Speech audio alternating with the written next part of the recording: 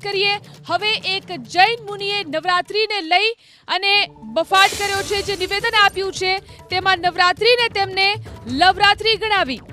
વિજય બોધિ સુરેશ્વરજી મહારાજનો જૂનો video viral થયો. વાયરલ વિડીયોમાં જૈન સંત નવરાત્રિને લવરાત્રિ ગણાવી રહ્યા છે. 9 દિવસના કપડાં, મેકઅપ અને શોખ જુદા જુદા તેવી વાત કરી રહ્યા છે જૈન મુનિ. નવરાત્રિ પછીના 3 મહિને એબોર્શન માટે લાઈન લાગે છે તેવી પણ વાત તેમને કરી છે. ડોક્ટરોએ મને કહ્યું હતું કે નવરાત્રિ બાદ એબોર્શનના કેસ વધારે આવે છે. જૈન મુનિનો આ વિડીયો વાયરલ થયો છે. વિજય બોધિ સુરેશ્વરજી મહારાજનો જૂનો વિડીયો વાયરલ થયો. સૌથી વધારે પાપનો પ્રવેશ જો કરાવનાર કોઈ હોય ને નવરાત્રિ. આ નવરાત્રિના પાપે તમારા જીવનમાં પાપનો પ્રવેશ થયો. હું તો કહું છું નવરાત્રિ નથી, આ લવરાત્રિ. નવરાત્રિ હોય 9 દિવસના કપડા જુદા, 9 દિવસનો મેકઅપ જુદો, 9 દિવસના શોખ જુદા જુદા. મને ખાનપુરના એક ડોક્ટરે કીધું હતું, મારા સાહેબ નવરાત્રિ પછીના 3 મહિને મારે ત્યાં એબોર્શન કરાવવા માટે લાઈન લાગતી હોય.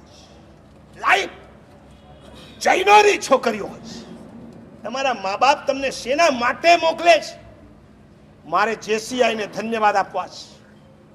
જે જેસીઆઈની સંસ્થા કોઈ જૈન સંસ્થા નથી, ભલે એમાં તમે જૈન છો પણ આ સંસ્થા કોઈ જૈન નથી.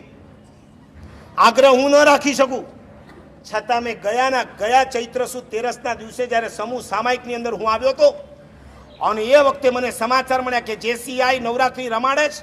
એ વખતે મેં અશોકભાઈને વાત કરી, અશોકભાઈ હું ઈચ્છું છું આજે 1500ની સભા બેઠી છે, એની વચ્ચે તમારી પાસે મારી અપેક્ષા છે કે જેસીઆઈની સંસ્થા કમસે કમ એમના કાર્યક્રમમાંથી નવરાત્રિને કાયમ માટે રદ કરી દે. અને એટ એ ટાઈમ અશોકજી ઊભા થઈને મને કીધું, મારા સાહેબ તમે બોલ્યા ડન.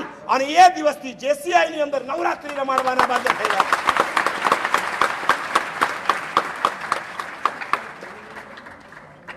બંધ કરો.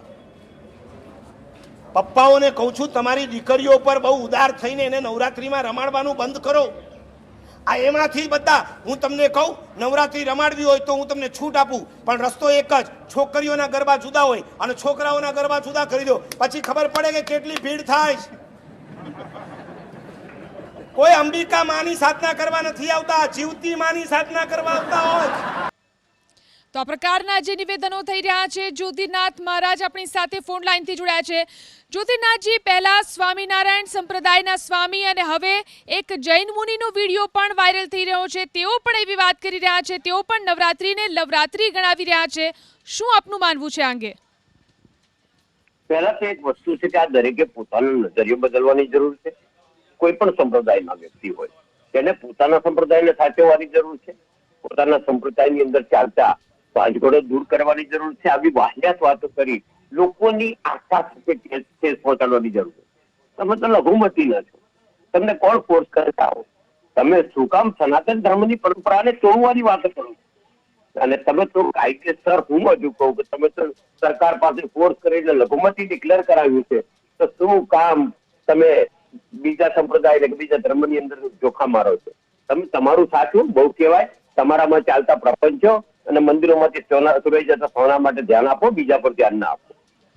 જ્યોતિર્નાથજી, આ જે જૈન મુનિ છે તેઓ તો એવું કહી રહ્યા છે કે નવરાત્રિ પછીના 3 મહિને એબોર્શન માટે લાઈનો લાગે છે.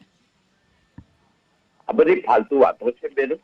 આજે દીકરીઓને જોવાની ભાવના જ લોકોની ખોટી કરી દીધી છે. આ લોકો જ એમ કે છે તો તમે ખોટી રીતે વાતો કરીને સમાજને ક્યાં ખોટા રસ્તે લઈ જાવ છો? અને આજે એવું કહે છે કે નવરાત્ર બંધ કરાવો, એવી વાતો કરે છે. આજે પરંપરાગત ચાલતી ભાતીગળ પ્રવૃત્તિઓ 200-500 વર્ષથી ચાલે છે માતાજીની આરાધનાની, ત્યારે કેવી રીતે બંધ કરાવવાની વાતો કરો? તમે તમારા પર્યુષણ બંધ કરો ને, તમારું પ્રતિક્રમણ બંધ કરો ને. એ નથી કરવું, બીજાને વાત કરવી છે. અને પ્રતિક્રમણ ને પર્યુષણના નામે કરોડો રૂપિયા ઉઘરાવાય છે તે બંધ કરો. પરગામના નામે થતી ઉછામણીઓ બંધ કરાવડાવો અને સાથે સાથે મૌરી જેવા મંદિરમાંથી ચોરાતા સોનાને બંધ કરાવડાવો. તો તમારામાંથી ભગવાન પછી બીજાની વાત કરો. જી, આ સાથે જ તેઓ જે જૈનોના કાર્યક્રમો હોય છે તેમાં ગરબા બંધ કરાવવાની વાત કરી રહ્યા છે અને ગરબા અને નવરાત્રીના કાર્યક્રમો પણ બંધ કરાવવાની અપીલ તેઓ કરી રહ્યા છે. એ લોકોના સમાજના કાર્યક્રમમાં જે કરવું હોય તે એમની છુટ્ટી છે. મહત્વની વાત એ છે કે આપણી પરંપરા છે સનાતનની, આ લઘુમતીની પરંપરા નથી. એમને ના રમવું હોય તો ના રમે, પણ સનાતનની પરંપરા પર પ્રહારો કરવાનું બંધ કરશે. જી આભાર અમારી સાથે જોડાઈને વાત કરવા માટે. તો જે પ્રકારના નિવેદનો નવરાત્રિને લઈને સામે આવી રહ્યા છે, પહેલા સ્વામિનારાયણ સંપ્રદાયના સ્વામીને હવે એક જૈન મુનિ આ પ્રકારનો જે વિડીયો જાહેર કર્યો છે, પહેલા પણ તેઓ આ પ્રકારના નિવેદનો આપી ચૂક્યા છે. સ્પેશિયલી હાલના સમયમાં ઉજવાતી કેવળ નામ માત્રની નવરાત્રિની. અરે ઓ ગુજરાતીઓ, તમારા પ્રિય તહેવાર નવરાત્રિને લોકો શું કહે છે ખબર છે? કોઈ એમ કહે છે કે આ નવરાત્રિ નહીં પણ એ તો લવરાત્રિ છે, લવરાત્રિ.